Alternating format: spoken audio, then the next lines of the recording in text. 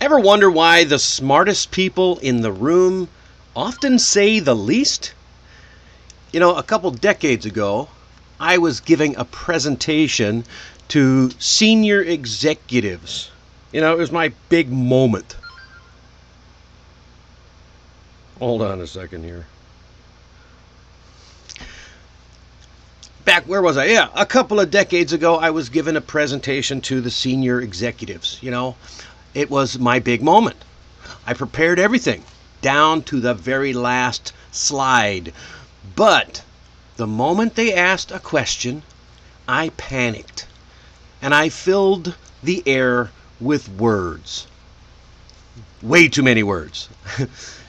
One of the people finally just raised an eyebrow and waited, and I kept talking and talking until I finally ran out of steam. Afterwards, my mentor told me, next time, say less and pause more.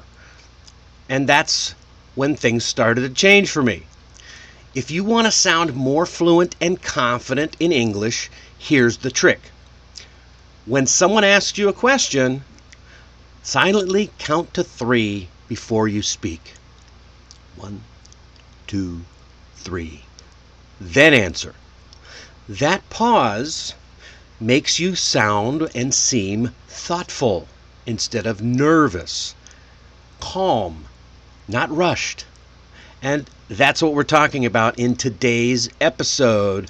I'll show you how powerful a pause can be. So, stick around for the Mastery Minute, where we will unpack an old expression that shows why silence really is golden. And if you've ever been afraid of awkward pauses, drop a comment in the chat box. Today, we're going to change your mind. So here we go. Let me tell you about Myung-Soo. Great guy, sharp mind, solid English, very good with English. But every time he joined a meeting, he came in hot, rushing to explain, jumping in too soon, trying to prove that he belonged. He thought that being fast meant being fluent. But his manager said, it's like he's performing, not participating. He talks, but he doesn't listen. So we worked on something deeper than grammar. We focused on presence. And it started with silence. And that tiny change, just that change, asking him to notice the space between things, to wait after someone else spoke, to pause after his own points instead of racing ahead. And we practiced the hardest part, staying quiet when it felt uncomfortable. And that was a huge change. The result was his manager now said, hey, Myung-Soo's comments feel more considered now, because they were. People started paying attention when he spoke. He didn't say more, but what he did say, he said it better. Because silence, when used well, doesn't hide your ideas, it actually highlights them. And that's what we're going to jump into. What does this look like in real life? How can you use silence to improve your communications? Let's break it down. Because in English conversations, especially in business ones, silence isn't just empty space. It's a signal. It can show that you're thoughtful and confident and completely in control. We got a word for this. It's called stoic. You don't have to share your opinion about everything. I'm going to give you 5 ways that silence can help you sound more fluent and more natural and more professional, not to mention confident. So, number one, pause before you speak. Imagine you're sitting in a team meeting, your manager turns to you and says, "What do you think about the new proposal?" The new proposal? Oh, suddenly your heart rate speeds up. Everybody's watching you. Your instinct might be to rush in with something, anything, just to fill the silence. But here's a better move. Pause. Take a short breath. Look up. Look thoughtful. Think. And then speak. You can answer something like, I think it has the potential, or I think it has potential, but we'll need to adjust the timeline. See? You just paused and let your brain catch up to your mouth. Or I should say, let your mouth catch up to your brain. It doesn't make you look uncertain. That pause actually helps. It makes you look thoughtful and calm, like somebody who's confident enough to actually think before they speak. It's going to earn you some respect in the office, because fluency isn't about the speed that you speak. It's about being clear. And that one little pause, it just made you one of the most fluent people in the room. All right. Number two, use silence to show you're listening. Now picture this. You're in a one-on-one meeting with your team leader. She's giving you feedback on a recent project. Midway through her sentence, your mind is racing ahead. You've already formed your reply. You want to jump in. You want to explain, kind of like Myung-soo. But instead, you pause. You notice. You keep eye contact. You nod. You acknowledge what's being said. You're not saying anything, but you're giving some physical sign. You keep that eye contact and you wait for her to finish. And in that silence, something shifts. She relaxes. She feels like she's being heard. This kind of silence actually tells people, hey, I'm here. I'm not just listening to respond. I'm listening to understand. And that helps you earn trust, especially across cultures where cutting someone off is seen as rude or impatient. Let your silence show respect. All right? And let's pause now to emphasize a key point. You'll notice that I do this a lot. I will say a sentence and pause. So imagine you're giving a presentation. You've practiced every word. I jumped into that one. You want to sound sharp and convincing, right? When you're giving that presentation. So you jump out and you say, we have one chance to get this right. Now, most people would rush to the next sentence, but not you. You pause. Just long enough for the message to land. We have one chance to get this right. So, let's make it count. That little pause acts like bold font, which you can see I put on the slide. It adds drama. It makes people lean forward in anticipation and pay more attention. So when you pause after something important, it tells your listener, this matters, pay attention, and then they're more likely to remember it. Next up, persuasion. We talked about that last week. Let's say you're pitching an idea to your manager. You finish strong. You're ready to go. You say, if we start next week, we could cut delivery time by 20%. Now stop. Don't ramble. Don't backpedal. Don't add 5 more reasons. Just look them in the eye and wait. That silence creates space. It gives the other person time to think. And often, they'll fill the silence with agreement or a question or even approval. It is a classic negotiation move because silence applies gentle pressure, and it works beautifully in English or any other language, especially when confidence matters. Don't think that you have to fill every moment with a word.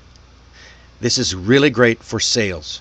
Say your last point. Finish your point, make it strong, and then be quiet. Because they say that the first person to talk after you've made the pitch is the one who's going to be the loser. If it's you, if you're trying to sell, you lose. If you're trying to get them to buy, guess what? They'll probably do it.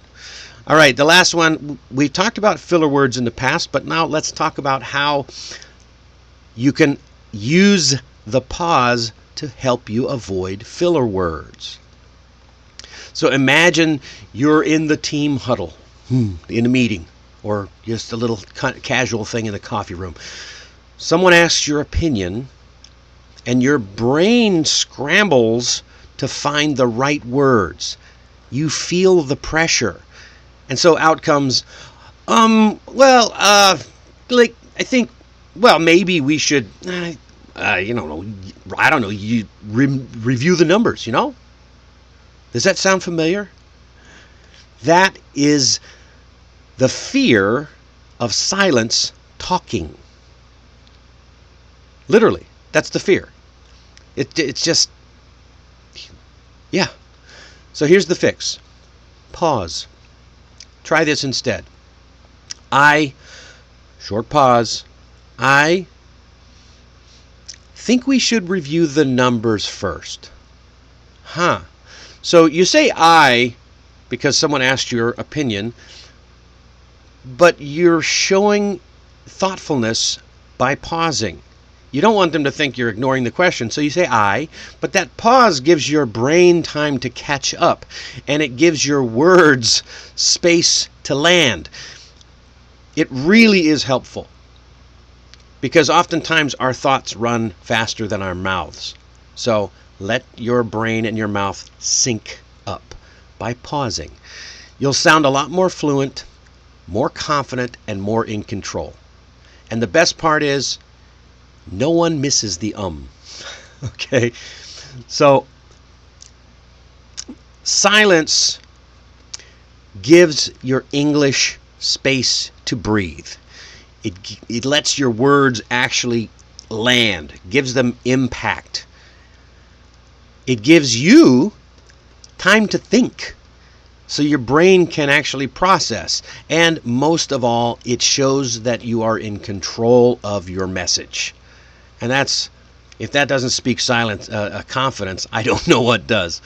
So today, your challenge, practice this over the weekend. Practice embracing the pause. In your next English conversation, try one of these. Pause before answering a question. Take a breath before responding. Use the silence to highlight a key aspect of your message. Replace one filler word with nothing.